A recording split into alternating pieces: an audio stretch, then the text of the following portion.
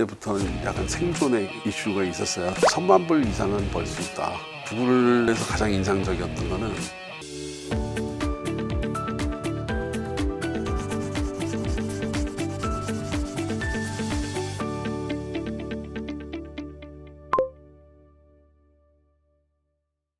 가장 핵심은 그 자율이거든요. 자율. 대표적인 예가 이제 자율 출퇴근제라고 할 수가 있는데 그것뿐이 아니라 회사 분위기도 조금 캐주얼할 수 있는, 피부로 와닿는, 계속 회사 생활을 하면서 느낄 수 있는 이런 뭐 휴식 공간이라든가 이런 것들을 이제 옛날부터 그렇게 만들었던 것 같아요. 제일 효과적인 건 전 피어 프레셔라고 생각해요. 동료가 열심히 하고 그리고 동료들이 인정을 안 해주면 이게 도태가 될 수밖에 없거든요. 실력 있는 피어들을 만들어주는 거가 굉장히 중요하다고 생각합니다. 제가 주로 보는 거는 그사 실력보다는 약간 컬처 핏, 얼마나 이런 자율적인 문화에서 잘 적응하고 성과를 낼 수 있는 분인가를 굉장히 중요시 하고요. 이게 질문보다는 이렇게 대답하는 어떤 태도나 이런 걸 많이 봐요. 꼭 하는 질문 중에 하나는 이제 뭐 5년 뒤, 10년 뒤에 어떤 모습이었으면 좋겠느냐. 그걸 보면 이제 이 사람의 그 비전을 보고 그것들이 우리 회사하고 시너지가 얼마나 있을까라는 걸 볼 수가 있거든요. 제가 처음 입사한 회사가 제가 만든 회사였어요. 아마 처음에 그렇게 시작을 해서 그런지 다른 사람이 설립한 회사를 다닌 건 딱 한 번밖에 없어요. 그때 이제 구글 빼놓고는 다 제가 창업한 창업 멤버였고, 벤처라는 게 없을 때 저는 시작했거든요. 그때는 벤처 투자라는 개념도 없기 때문에 진짜로 그 창업한 사람들이 돈을 객출해서 시작을 했어요. 다행히도 금방 흑자를 내가지고, 그래서 이제 오랫동안 잘 갔던 회사인데, 그다음 두 번째 회사는 이제 미국 가서 창업을 했던 회사가 있고요. 그러고서 구글 코리아에 한 7년 넘게 있었고, 그 다음에 이제 스켈터랩스니까 구글 빼놓고는 다 제가 창업한 회사인데, 사실 구글도 말이 대기업이지, 제가 있을 때는 특히 완전 스타트업이었어요. 분위기가. 그러니까 회사는 돈은 잘 버는데 진짜 분위기는 완전히 스타트업이어서 엄밀히 말하면 이렇게 뭐 큰 회사를 다녔다고 말할 수는 없는 것 같아요. 그런 의미에서는. 네. 그 처음 만든 회사가 아실지 모르겠는데 옛날에는 전화선 꽂아가지고 컴퓨터에 연결해서 처음에 인터넷이 나오기 전에 그런 식으로 그래가지고 소위 BBS라고 하는 커뮤니티 같은 데에 접속을 해가지고 거기에 쓰는 모뎀이라고 하는 카드가 있어요. 그거를 가지고 이제 시작을 했고, 그래서 저희가 이제 처음에 그걸 만들고 나서 그 당시가 이제 윈도우가 본격적으로 사용되기 시작한 딱 그 경계였어요. 그러다 보니까 이제 모뎀 소프트웨어가 기존에는 다 도스용밖에 없었는데 이제 윈도우용이 필요한 거예요. 윈도우 애플리케이션이. 근데 저희가 딱 그때 그걸 제일 먼저 냈어요. 모뎀을 파는 모든 회사들이 다 저희 소프트웨어를 쓰기 시작했어요. 저희 국내에서 판매되는 모든 PC들 탑재되어 있는 것 다 저희가 소프트웨어 납품을 했고, 모든 모뎀에도 저렇게 다 들어갔었어요. 이제 돈을 벌기 시작했는데, 소프트웨어를 하다 보면 이제 매출보다는 그 이익이 더 좋은 회사지 뭐 매출이 큰 건 아니거든요. 저희가 상장을 하고 싶은데 상장을 하려고 그러면은 매출 요건이 있는 거예요. 얼마 이상 매출을 해야 되는 조건이 뭐 그때 뭐 한 200억 정도를 해야 되는 막 이런 거예요. 근데 소프트웨어 회사에서 200억 하는 건 정말 힘들거든요. 그러다 보니까 저희가 점점 다른 것들을 추가로 하기 시작한 거예요. 기업 대상으로 뭐 팩스 서버라는 거를 또 만들어 팔고, 모뎀을 직접 저희가 또 팔기 시작하고 막 이러고 있었거든요. 저희가 이제 항상 그 소프트웨어를 만들면서 우리가 동경하던 미국의 큰 회사가 하나 있어요. 저 회사처럼 어떻게 되지 우리는? 막 그런 생각을 하고서, 근데 우연히 미국 출장을 갔다가 거기를 방문하게 됐는데 회사가 우리보다도 훨씬 작은 거예요. 그래서 보니까 이게 시장이 크니까 이게 되는 거구나 라는 생각이 들어서 그때 이제 미국으로 가는 걸 딱 결심하게 된 거죠. 미국 시장을 먹어야겠다. 2007년에 돌아왔거든요. 근데 그 10년 미국에 있었는데 저희가 미국 갔을 때만 해도 한국하고 미국을 비교해 보면 뭐 10가지를 비교하면 10가지가 다 미국이 좋아요. 그냥 당연히 미국에 가는 게 훨씬 더 좋은 경험이라고 생각하고 갔는데 한 5, 6년 지나고 보니까 이게 비교해 보면 한 대여섯 개가 한국이 더 좋은 거예요. 한국이 그 사이에 진짜 많이 발전했던 시기가 2000년대 초, 그때였던 것 같아요. 한국에 돌아오고 싶다는 생각을 하고 있었는데 마침 그때 한국이 구글 코리아를 이제 한국에서 만든다고 해서 거기에 이제 사이트 디렉터를 뽑겠다고 해서 연락이 왔었어요. 그래서 그때 어떻게 인터뷰를 굉장히 짧게 했는데 뭐 잘 돼가지고 어쨌든 그래서 한국에 들어오게 됐죠. 구글에서 가장 인상적이었던 거는 이렇게 소위 코드 리뷰를 하는 시스템이 잘 돼 있었어요.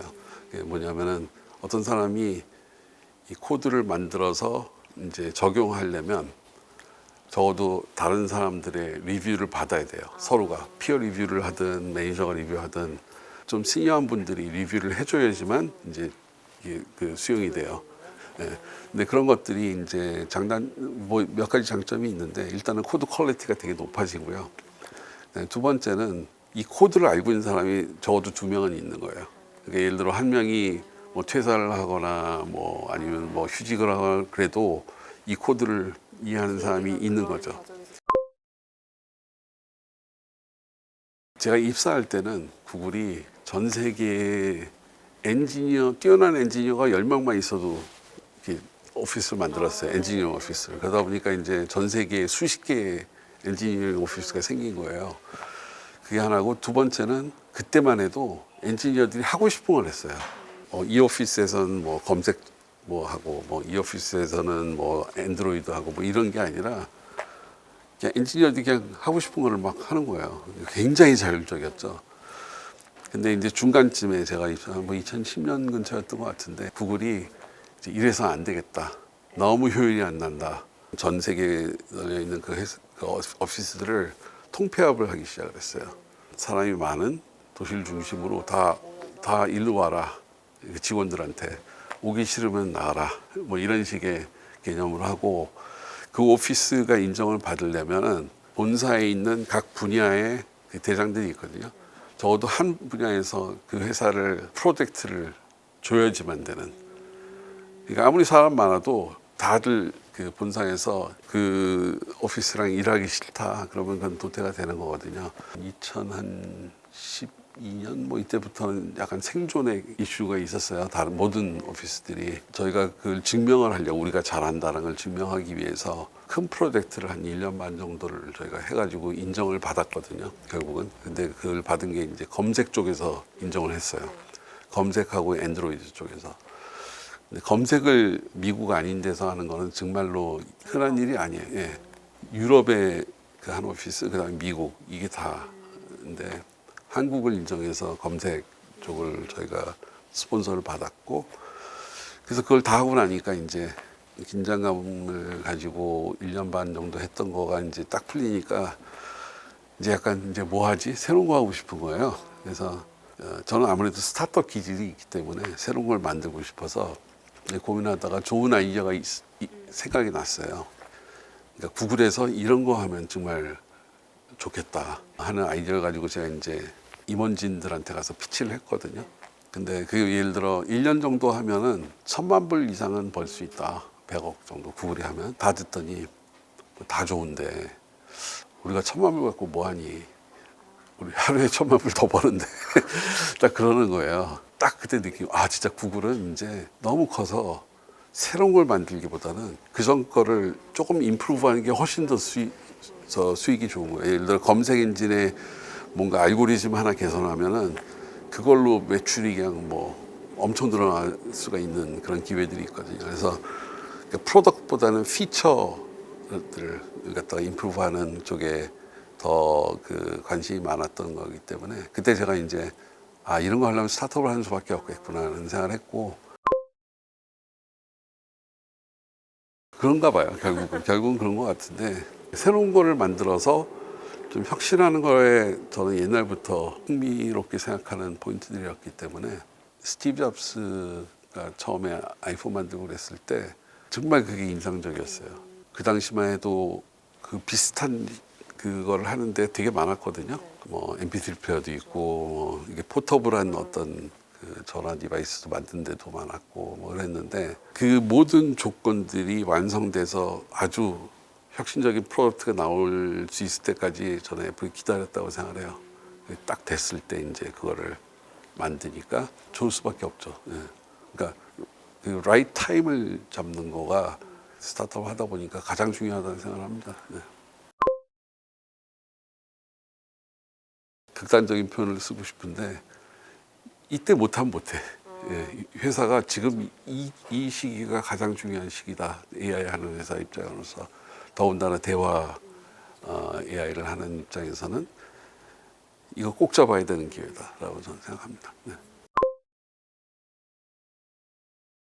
제가 그러니까 인공지능의 이렇게 역사를 보면요, 제가 처음 AI를 시작했을 때는 소위 그 전문가 시스템이라는 표현을 많이 썼는데 엑스퍼트 시스템이라고 전문가의 나레지를 어떻게든 컴퓨터에서 시뮬레이션을 하는 약간 그런 식으로 하는 거가 이제 대세였어요. 근데 감기를 진단한다. 예를 들어 그러면은 감기의 증상들을 물어보고 그 대답에 따라서 이제 결론을 내리는 거죠. 또는 감기다, 아니다, 뭐 이런 식으로 하는 거였는데, 그러니까 손으로 다 하는 거예요 결국은. 근데 그러다가 제가 이제 석사 할 때쯤에 이제 이 인공신경망이 처음으로 나온 거예요.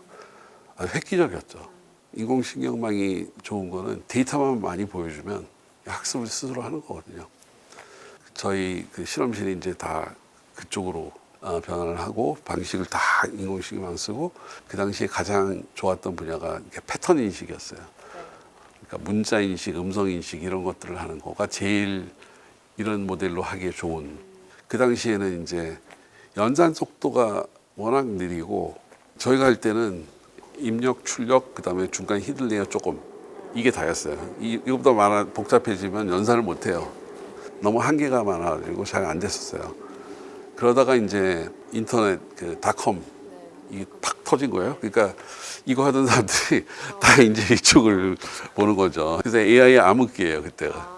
그때부터 한 2007, 8년까지가 암흑기라고 저는 생각하는데, 기술 회사의 어려운 점은 타이밍을 잘 잡고 그 타이밍에 이제 잘 배팅을 해서 결국은 성공하는 비즈니스를 만드는 거가 제일 어려운 것 같아요.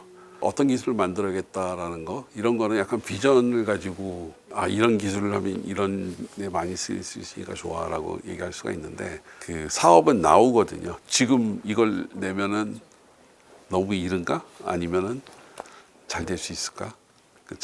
그 결정을 내리고 수행하는 거는 완전히 다른 기술이라고 저는 생각해요. 뭐 창업을 하고 싶은 생각은 많이 있었어요. 근데 그 친구들하고 모여서 창업에 대한 여러 가지 정보들 공부 같이 하고 하는 그런 게 있는데, 그게 이제 시간이 지나면서 그게 좀 노는 모여서 일주일에 한 번씩 모여서 놀아요. 그러다 보니까 이러면 안 되겠다 그래가지고 뭐 작은 프로젝트를 하나 시작을 했어요. 우리 선배가 하는 회사에서 필요한 걸 만들어주는, 뭐 돈 뭐 몇백만 원 받고 이렇게 해주는 그런 거를 하기 시작했는데, 그때 만들었던 그걸 하고 돈을 못 받았으니까 이걸 갖고 회사를 만들자 해서 만든 게 그래서 아주 우연치 않게 벤처를 시작했는데 해보니까 너무 보람이 있는 거예요. 최근 한 3, 40년 동안 가장 행복했던 시기가 그 첫 스타트업을 만들어서 맨날 이렇게 개발했던 그때가 제일 행복했어요. 다른 게 아니에요. 진짜 그냥 열정. 그 다음에 그게 너무 재미있고 그래서 시작을 했던 거라, 그거를 사실 스타트업이 아니면 느끼기 힘든 거죠.